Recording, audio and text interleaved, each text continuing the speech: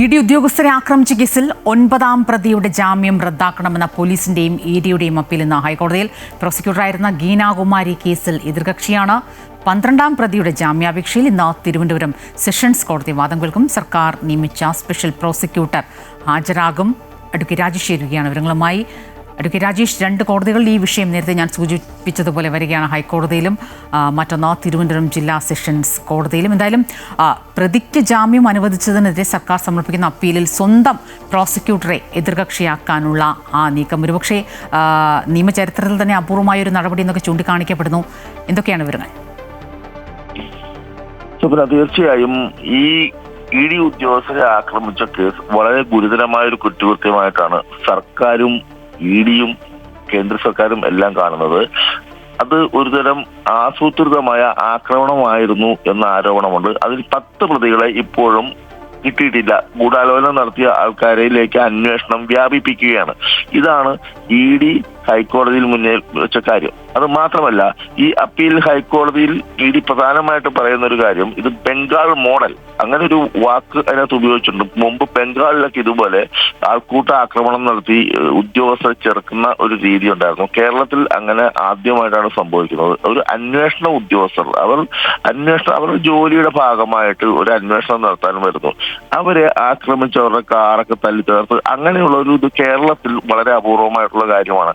ആ രീതിയിൽ കേരളത്തിൽ ഇത് വളരുക, അതെന്ന് പറഞ്ഞാൽ ക്രിമിനൽ ആൾക്കൂട്ടം ഒരു സ്വാധീനമുള്ള ഒരു പ്രദേശത്ത് ആൾക്കൂട്ടം കയറി ആക്രമിക്കുന്നു എന്നുള്ള അവസ്ഥയിലേക്ക് കേരളം എത്തുന്നു. ഇതാണ് ഇ ഡി ചൂണ്ടിക്കാട്ടുന്നത്. അതുകൊണ്ട് തന്നെ ഹൈക്കോടതിയിൽ ഈ ജാമ്യം റദ്ദാക്കണം എന്നുള്ള ആവശ്യം ഹൈക്കോടതി എങ്ങനെ പരിഗണിക്കും എന്നുള്ളത് മറ്റൊരു വിഷയമാണ്. കാരണം ഒരു സെഷൻസ് കോടതി നൽകിയ ജാമ്യം ഒരാൾക്ക് റദ്ദാക്കണമെങ്കിൽ ആ വ്യക്തിയുടെ കയ്യിൽ നിന്നും ഏതെങ്കിലും തരത്തിലുള്ള മറ്റ് കുറ്റകൃത്യങ്ങളോ അല്ല അതുപോലത്തെ വലിയ ഗുരുതരമായ കാര്യം വരണം. അത് ഹൈക്കോടതിയുടെ പരിഗണനയിൽ നിൽക്കട്ടെ. പക്ഷേ ഒരു ജാമ്യം റദ്ദാക്കണമെന്ന ആവശ്യമായിട്ട് വരുമ്പോൾ ഇ ഡി ഉന്നയിക്കുന്ന കാര്യങ്ങൾ ഇതൊക്കെയാണ്. മറ്റൊന്ന് സെഷൻസ് കോടതിയിലെ കാര്യമാണ്. സെഷൻസ് കോടതിയിൽ മറ്റു 2 പ്രതികൾ, അതായത് ഒരാൾക്ക് ജാമ്യം ലഭിച്ചു, അതുകൊണ്ട് ഞങ്ങൾക്ക് തരണം എന്ന് ആവശ്യപ്പെടാനുള്ള അർഹത പ്രധാനമായിട്ടും ഒരു അഭിഭാഷകൻ അവിടെ വാദിക്കുന്നതായിരിക്കും. ഒരാൾക്ക് ജാമ്യം കൊടുത്തു, അതുകൊണ്ട് ഞങ്ങൾക്കും തരണം എന്നുള്ളത്. അതിൽ പ്രോസിക്യൂട്ടർ മുൻ സർക്കാരിന്റെ പ്രധാനപ്പെട്ട ഒരു രാഷ്ട്രീയ നേതാവും കൂടിയാണ്. അതുകൊണ്ട് തന്നെ ആ പ്രോസിക്യൂട്ടറുടെ ഒരു വിവേചനാധികാരം വളരെ വലുതാണ് കോടതികളിൽ. ആ പ്രോസിക്യൂട്ടർ അത് അനുവദിച്ചു കൊടുത്തു എന്നുള്ളത് തന്നെയാണ് സർക്കാരിന്റെയും ആരോപണം. അതുകൊണ്ട് തന്നെ സർക്കാരും ഇതിനകത്ത് വളരെ കൃത്യമായ നടപടികൾ നടത്തുന്നുണ്ട്. ഇ ഡി അതിൽ സ്പെഷ്യൽ പ്രോസിക്യൂട്ടറെ വയ്ക്കുന്ന നടപടിയിലേക്ക് പോയി, ഗീനാകുമാരിയെ മാറ്റുന്നതിലേക്ക് പോയി.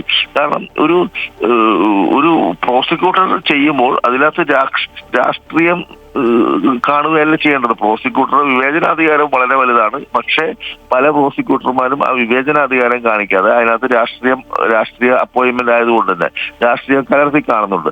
ഒരു പ്രതിക്ക് ജാമ്യം നൽകുന്ന രീതിയിൽ ഇത് ഇദ്ദേഹത്തിന് ജാമ്യം കൊടുത്താൽ ഇനി കസ്റ്റഡിയിൽ ആവശ്യമില്ല. പോലീസ് കൊടുത്ത റിപ്പോർട്ടാണ് പ്രോസിക്യൂട്ടർ കോടതിയിൽ സമർപ്പിക്കേണ്ടത്. കാരണം ആ പോലീസിന്റെ വക്കീൽ എന്നുള്ള രീതിയിലാണ് പ്രോസിക്യൂട്ടർ അവിടെ നിൽക്കേണ്ടത്. പക്ഷേ ഈ പോലീസ് കൊടുത്ത റിപ്പോർട്ട് മറച്ചു വെച്ചുകൊണ്ട് പ്രോസിക്യൂട്ടർ സ്വന്തമായിട്ടൊരു തീരുമാനം കോടതി അറിയിക്കുകയും കോടതി ജാമ്യം നൽകുകയും ചെയ്തു. ഇത് ഗുരുതരമായ ഒരു കാര്യമാണ്. അതുകൊണ്ട് തന്നെയാണ് ഇക്കാര്യത്തിൽ സർക്കാരും ഇ ഡിയും കർശനമായ നിലപാടെടുത്തുകൊണ്ട് കോടതിയെ സമീപിക്കുന്നത്.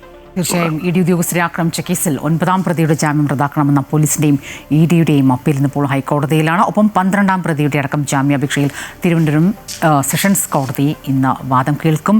മാത്രമല്ല, സർക്കാർ നിയമിച്ച സ്പെഷ്യൽ പ്രോസിക്യൂട്ടർ ഹാജരാകുകയും ചെയ്യും. അഡ്വക്കേറ്റ് രാജേഷാണ് വിവരങ്ങളുമായി ചേർന്നത്.